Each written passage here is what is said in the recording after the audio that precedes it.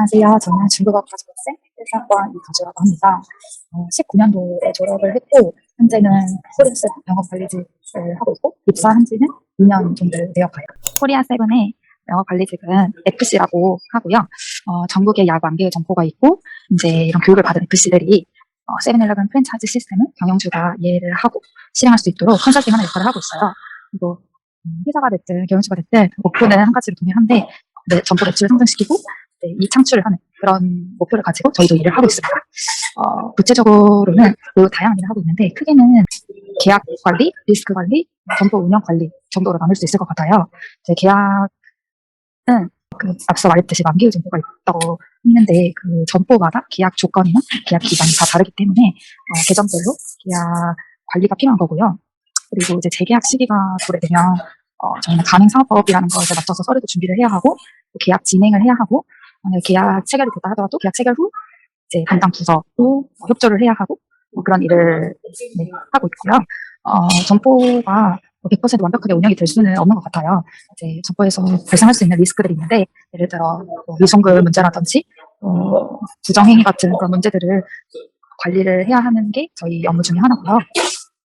그리고 가장 중요한 것은 점포 운영에 대한 관리를 맡는 것인데 상품 발주 지도에서부터 클레임 처리, 그다음에 각종 인허가 취득, 자산 관리, 구매, 공사 이런 것까지 저희가 다 저희 FC들의 손을 거쳐서 이루어지고 있습니다. 점포에 필요한 게 무엇인지 판매 데이터 분석을 통해서 상품 발주를 더 한다든지 자산 시설 장비를 도입을 한다든지 그런 것을 통해서 점포 매출에 도움이 되는 그런 일을 하고 있습니다. 저는 일단 중국어를 거의 쓰지 않고 있습니다. 사실 인터뷰 요청이 들어왔을 때도 걱정이 좀 있었는데 중국어를 전공을 하고 중국어를 전혀 사용하지 않는 친구가 있다 보니까 도움이 될까 그런 걱정을 했었어요. 근데 이제 저 같은 친구들도 있을 거라고 생각을 해서 인터뷰를 하게 됐고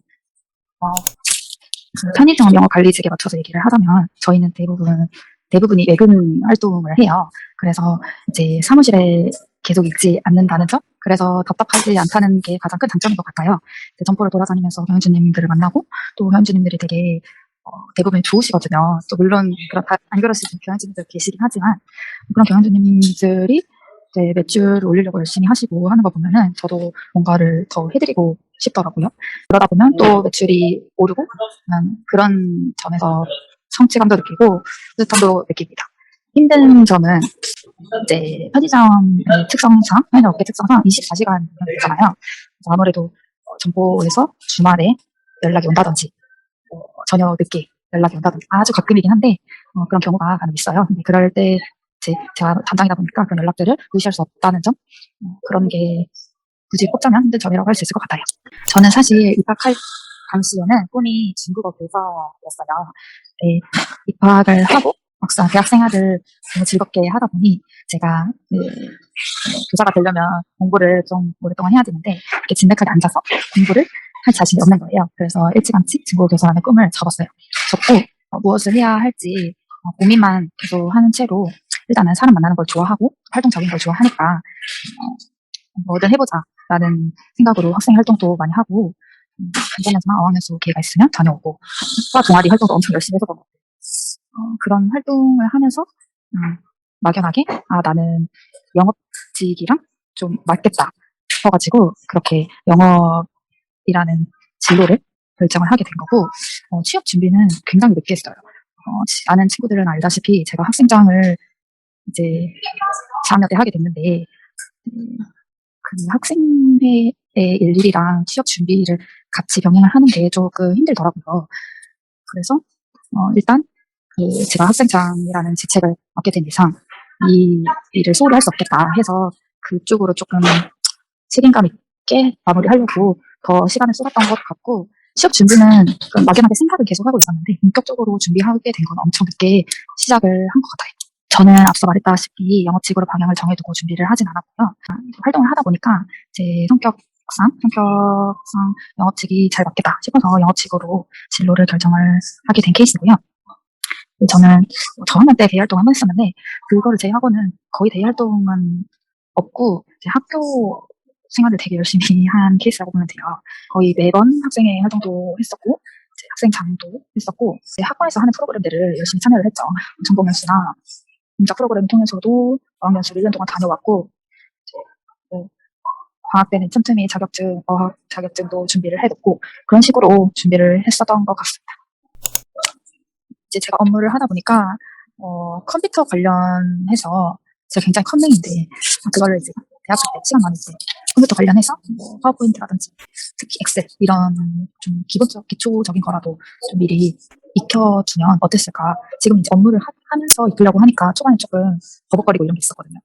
그다음에 영어 공부를 좀 열심히 할 걸 그랬다라는 후회가 있어요. 영어 공부는 솔직히 졸업을 한다고 해서 취업에 성공했다 해서 끝이 아닌 것 같거든요. 꾸준히 계속 해야 되는 게 영어 공부인 것 같고, 그거를 영어 회화를 준비를 하면 좋을 것 같다고 생각합니다. 영어를 잘 하면 어떤 일을 하든지 도움은 무조건 되는 것 같아요. 이 직무에서 다른 직무를 바꿀 때도 이제 가장 필수적인 게 영어이기 때문에 영어 공부는 열심히 하길 바래요. 저는 복수 전공을 안 했어요. 결론적으로는 안 했는데 처음에 제 1, 2학년 때 교수님이 수업 때마다 이공계 복수 전공을 해야 취업이 잘 된다 뭐 계속 말씀을 하셔서 처음에는 저도 그냥 이공계 쪽으로 복수 전공을 신청을 해서 승인이 나서 이제 공부를 하게 됐었는데 그냥 사실 제가 좋아하고 관심 있는 전공도 아니었고 이공계가 정말 만만치 않더라고요. 그래서 그 공부하는 게 어려웠을지라도 만약에 제가 관심이 있는 쪽이면 그거를 참고 계속 했었을 것 같은데 그런 게 아니라서 저는 그냥 중도 포기를 했습니다. 그리고 이제 이공계를 포기를 하고 뭐 다른 경영이나 이런 쪽을 해야 할까 또 생각을 했었는데 차라리 관심이 없으면 안 하는 쪽이 더 낫지 않을까? 그냥 중국어를 더 공부를 하고 아니면 그 외에 다른 활동을 하는 게 낫지 않을까 해서 그냥 복수 전공은 깔끔하게 포기를 했습니다. 저는 중국어 회화하는 걸 조금 좋아했거든요. 그래서 수업도 중국어 회화 고급까지 들었었고 뭐 강도 이런 수업 듣는 거를 되게 좋아했어요. 왜냐면 입으로 중국어를 내뱉는 걸 좋아해서 네. 그래서 전공 연수도 3번 다 갔었고 제 전공 연수나 학교 수업으로 채워지지 않는 부분은 제가 전화 중국어를 몇 번 했었거든요. 그게 도움이 되게 많이 되더라고요. 회화는 그런 식으로 공부를 했고 사실 HSK는 제 생각에는 단어 써밍이라고 생각을 하거든요. 그래서 HSK 공부할 때는 단어를 좀 많이 외웠습니다. 그냥 저는 무식하게 습관지 써가면서 그런 식으로 외웠어요. 저는 신 HSK 6급 230점대로 졸업을 했어요. 제가 사실 학점이 그렇게 높지 않거든요. 근데 이제 저는 그 중국 어학연수를 다녀온 전과 후로 나눌 수 있을 것 같아요. 제 학점은. 전에는 사실 친구들도 다 공부를 하니까 시험 기간에 바짝 한 그런 스타일이었고 그러다 보니까 학점이 그렇게 나쁘지도 사실 그렇게 높지도 않는 그냥 중간 정도 그런 학점이었는데 어학연수를 가서 이제 더 다른 학교에 뭐 다른 전공에 사람들 많이 만나고 이야기도 많이 하고 다른 나라 사람들 다른 외국인 친구들하고도 뭐 그 생활을 같이 해보고 그러다 보니까 제 생각이 많이 바뀌게 되더라고요. 그래서 이제 돌아와서는 학교 관리를 좀 해야겠다. 스스로 각성을 하고 조금 열심히 했어요. 예전에는 시험 기간에만 했던 그런 공부를 수업 끝나면 최소 그날 아니면 다음 날은 무조건 복습을 했고 열람실도 시험 기간에만 갔었는데 이제 평소에 좀 들락날락 거리려고 했고 그러다 보니까 어학연수 갔다 온 직후는 장학금도 받게 되더라고요. 사실 자기가 스스로 깨닫는 게 제일 중요한 것 같고 이제 뭐 머리가 엄청 비상하거나 되게 똑똑한 거 아닌 이상 저는 복습이 학점 관리하는데 가장 크게 도움이 된 부분이라고 생각을 합니다. 그리고 수업 시간에 집중을 굉장히 했어요. 항상 앞자리에 앉아서 수업 그 교수님들이 하는 말을 하나라도 안 놓치려고 그렇게 하니까 공부하는데 더 수월하게 되더라고요. 네, 꼭 집중해서 수업을 열심히 듣길 바래요. 영어 공부를 엄청 열심히 할 것 같아요. 이제 무엇보다 영어 회화를 좀 잘하고 싶은데 영어권 교환학생이나 어학연수를 다녀왔다면 좋지 않았을까, 좋은 경험이 되지 않았을까 그런 후회가 살짝 있고요. 아르바이트 경험도 좀 중요하다고 생각을 하거든요. 그래서 대학생으로 들어가면 뭐 제가 서빙 아르바이트 정도밖에 안 해봤었는데 좀 다양한 분야의 아르바이트를 이제 대학생으로 돌아간 다음에 해보고 싶은 그 중소학과인데 그 흔한 통역 알바를 한 번도 안 해봤더라고요. 이제 뭐 그런 거에서부터 뭐 아무튼 다양한 아르바이트 경험을 해보고 싶습니다. 저는 사실 좀 취업 준비를 하면서 최대한 긍정적으로 생각을 하려고 노력을 많이 했어요. 아, 뭐 준비를 본격적으로 하게 된 것도 좀 시기적으로 늦었고, 그렇지만 어떻게 생각을 했냐면, 솔직히 대한민국에 이렇게 많은 회사가 있는데 내가 일할 회사 하나 없겠어? 뭐 어찌 됐든 뭘 하든 돈을 벌어먹고 내가 먹고는 살 수 있겠지. 그러니까 이렇게 생각을 하면서 이제 취업 준비를 하게 됐는데, 이렇게 긍정적으로 밝게 생각을 했던 저도 자존감이 많이 떨어지게 되더라고요. 다른 친구들 SNS에 취업 성공했다는 그런 글 올라오는 거 보면서 나는 뭐 하고 있지? 뭐 이런 생각도 하게 되고, 저는 안 그럴 줄 알았는데 제 자신이 그렇게 생각을 하고 있더라고요. 취업 준비를 하면서 취준 메이트가 있었는데 그 친구랑 같이 SNS 어플도 지우자, 비교하지 말자, 카페에서 만나서 같이 준비를 했는데 뭐 시간 맞춰서 나오고, 그때는 사실 돈도 없으니까 서로 돌아가면서 도시락도 준비해오고 이러면서 취업 준비를 잘 견뎌냈던 것 같아요. 제 힐링 포인트는 그 친구였거든요. 여러분도 여러분만의 힐링 포인트를 만들었으면 좋겠고, 제가 제일 좋아하는 웹툰이 용의 세계들이라는 웹툰이 있어요.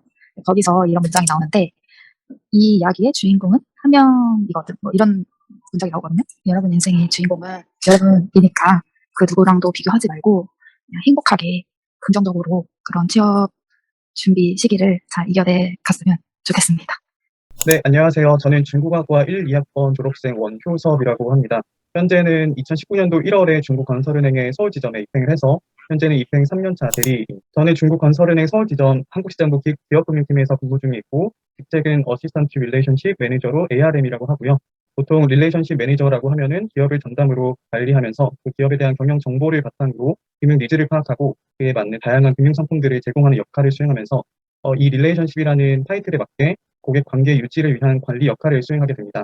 따라서 기업에 관련된 재무라든지 산업에 대한 이해도가 밑바탕이 되어야 하고, 국내 대기업 중심의 캐시풀링, 일반 대출, 무역금융, 기업 예금, 사모사채 인수, 또 대형 프로젝트 금융 같이 다양한 금융 상품들을 제공하고 있고, 또 중국계 은행에서 근무를 하다 보니 중국과 관련된 금융 법률 자문 서비스까지도 같이 하고 있습니다. 네, 중국계 은행에서 근무를 한다면 중국어는 필수 사항이라고 생각하시면 될 것 같습니다. 은행 내에서도 20%에서 30% 정도의 직원이 중국 파견 직원들로 구성이 되어 있고, 서울지점 내 유관 부서 간의 미팅, 보고서 작성 등을 위해서 중국어가 쓰이게 됩니다. 또한 중국에 소재하고 있는 본점과의 소통도 작기 때문에 화상회의라든지 보고서 작성 등 그 상황에 따라서 자유자재로 이렇게 중국어를 활용하고, 또한 그런 능력을 배양하는 게 가장 중요하다고 생각이 듭니다. 중국 은행이라고 해서 중국어만 중점적으로 사용되지는 않고 영어도 중국어 못지않게 능통할 필요가 있습니다. 건설은행의 경우에는 외국어 사용 비중이 영어는 60에서 70%, 중국어가 30에서 40% 정도로 생각이 되고, 이는 부서에 따라서 조금은 차이가 생길 수 있습니다. 네, 일하면서 가장 좋았던 점은 그동안 쌓아온 중국어 실력을 아낌없이 유감없이 마음껏 쓸 수 있다는 점, 그리고 업종 특성상 다양한 산업 분야를 다루기 때문에 직접 호기심을 자극하는 점, 그리고 국내 대기업을 주 고객으로 상대하다 보니 또 고객의 어려운 점을 해결해 드렸을 때 뿌듯한 등이 있을 것 같고요. 힘든 점이라고 하면 부서 특성상 입행 초기부터 중대한 업무를 좀 많이 맡다 보니까 부족한 지식으로 인해서 금융 구조에 대한 이해가 어려웠던 점, 그리고 요즘 워낙 워라밸들을 많이 말씀을 하시잖아요. 워낙 워라밸을 많이 추구한다고는 하지만 또 사실 그 부족함을 빠르게 채워나가기 위해서 또 자발적인 야근이 또 일상이었던 점, 그리고 고객으로부터 난감한 요구사항을 받았을 때 그게 있을 것 같습니다. 저 같은 경우에는 2학년 2학기를 마친 후에 여러 생각이 들었습니다. 내가 학과 과정을 이수하면서 느낀 나의 장점, 그리고 내가 하고 싶은 것들이 뭘까? 단순히 교양 수업을 듣고 또 정규 학사 과정을 이수한다고 해서 내가 뭘 좋아하고 어떤 일에 최적화되어 있는지에 대한 답은 찾을 수 없었습니다. 그래서 겨울방학이 왔을 때 좋은 기회가 온다면 일을 한번 해보자라는 결심을 하게 되었고, 당시 금융업과 무역업에 관심이 있었기 때문에 구글링을 통해서 여러 외국계 기업, 외국계 은행의 채용 정보를 알아보았습니다. 그래서 관련 업종에 있는 기업, 기관들을 찾아서 계약직, 파견직, 인턴 할 것 없이 지원을 하였고, 최종적으로는 홍콩 상하이은행 서울지점, 이제 HSBC로 많이 알고 계신데 그곳에서 인턴을 할 기회가 생겼습니다. 그곳에서 한 10개월 정도를 근무를 했고, 그러다가 이제 1년 휴학을 냈는데 한 업종에만 몸담아 있는 기회비용이 너무 아쉬웠기 때문에 마침 코트라 청년 인턴 모집 공고를 보고 또 지원을 해서 코트라 전략 마케팅 본부 소비재 사업팀에서 5개월간 청년 인턴으로도 근무를 하게 됐습니다. 이제 이런 실무 경험을 바탕으로 어떻게 보면 조금이나마 빠르게 인턴 경험을 하게 됐는데 비로소 제가 어떤 일에 매력을 느끼고 자극을 주는지에 대해서 알게 됐고 이제 금융기관의 프런트 부서에서 일을 해봐야겠다라는 결심을 바로 설 수 있게 됐던 것 같습니다. 그래서 이제 앞서 말씀드린 이제 2학년 2학기를 마치면서 인턴 생활을 하고 3학년부터 차근히 이제 그와 관련된 취업 준비를 시작하게 됐습니다. 네, 그래서 3학년 때부터 본격적으로 관련된 전공을 이수하려다 보니 경영학이 가장 적합하다고 판단을 했는데 아무래도 교환학생 계획도 있고 해서 많이 늦은 감이 있었습니다. 그래서 만약 복수 전공을 했더라면 1학기를 더 다녀야 했기 때문에 부담이 됐었던 것이 사실이었고요. 그래서 복수 전공까지는 아니지만 경영학과에서 통계학, 회계 원리, 원가 회계, 재무 관리, 책임 경영, 투자론 등을 수강을 했고 그렇게 지식적인 폭을 차근히 이제 넓혀 나갔고 그 외에는 국제 무역사, 무역 영어, 매경 테스트, 자산관리사 등의 시험을 준비했고 취득을 했습니다. 이런 자격증들은 대개 온라인 강의가 매우 잘 되어 있기 때문에 일부는 강의를 신청해서 공부를 했었고 일부는 독학으로 했습니다. 외국어 같은 경우에는 제가 초등학교 3학년 때 대련에서 유학을 했던 경험이 있었고 CNHSK 6급이나 토익은 유효 기간이 지나지 않는 선에서 미리 시험을 보았습니다. 교환학생은 비록 늦었지만 4학년 1학기에 북경대학교로 한 학기 다녀왔었고 사실 이때의 경험들이 매우 값졌다고 생각을 하는데 저는 일단 어학당이 아니라 현지 중국 학생들의 정규 수업 8과목 정도를 이수를 했고 나아가서는 워낙 북경대학교에는 여러 가지 수업들을 첨가할 수 있는 기회가 많다 보니 성화관리라고 해서 경영학 수업에 화폐론이라든지 재무 분석론 같은 과목들 4과목 정도를 추가로 신청해서 첨강을 했었습니다. 건너가 있으면서도 또 북경대 국제금융협회에서 협회원으로 활동을 하면서 그 현지 벤처캐피탈 회사와의 교류라든지 블룸버그, 마이크로소프트 등 방문 기회를 통해서 많은 역량을 키웠다고 생각이 듭니다. 먼저 저 같은 경우에는 목표가 명확했고 취업은 국내 대기업을 염두에 두지 않고 외국계 은행만 생각했었습니다. 다만 외국계 은행은 대부분이 상시 채용으로 이루어져 있고 문턱이 다소 높으면서 좁기 때문에 취업 정보도 제한적이었습니다. 그래서 가장 힘든 부분은 정보력이었는데요. 그래도 주변 지인이나 선배 그리고 인턴 당시에 같이 알고 지냈던 사람들을 통해서 꼭 금융직뿐만 아니더라도 그들의 경험담을 들으면서 조금씩 해결해 나갔던 것 같습니다. 그리고 인턴 당시 재직 중이신 분들의 모습, 그분들의 지니신 능력들을 떠올리면서 그분들의 키워드를 뽑고 저를 그 키워드의 퍼즐처럼 하나둘씩 맞춰 나가는 노력들을 했었습니다. 앞에서 언급했듯이 저는 복수 전공을 하지 않았습니다. 그래도 가장 기본이 되는 과목들을 수강을 했는데요. 실제로 앞서 말씀드린 과목들은 금융업의 기본 뼈대가 되는 개념들을 가르침으로써 물론 판단은 후배들께서 직접 하시면 되겠지만 기회가 된다면 들어보시는 것을 추천드리고 싶습니다. 필수는 아니지만 가능하다면 복수 전공으로 상경계를 이수하시는 것도 괜찮다고 생각이 듭니다. 물론 상경계를 꼭 복수 전공을 하지 않은 학생들도 다수 금융권에 진입을 해오고 있지만 그런 학생들의 경우에는 모두 자기 나름대로의 노력, 활동, 그리고 그에 맞는 자격증 준비 등을 했다고 생각이 듭니다. 저를 아는 동기들은 알겠지만 제가 대학생활 때 많이 놀지도 못하고 동기들과 술 한잔 자주 하지 않았던 것 같아요. 물론 맹목적으로 노는 것은 지양해야겠지만 때로는 그때를 충분히 즐길 줄 아는 여유도 필요한 것 같아서 다시 돌아간다면 조금 더 놀고 싶습니다. 그러면서 생기는 에너지 그리고 액티브한 마인드 사실 사회에 나와서도 충분히 필요한 부분들이라고 생각이 들고요. 그래서 역시 아쉬웠던 점도 중앙동아리나 대외활동을 많이 못해보면서 그 순간에만 느낄 수 있는 다양한 사람들과의 경험 그리고 그 사람들과의 어울림이었던 것 같아요. 먼저 오늘 이런 자리를 통해서 저는 비록 알 수는 없지만 어느 후배분들과의 소통을 할 수 있는 뜻깊은 자리라서 굉장히 기분이 좋고요.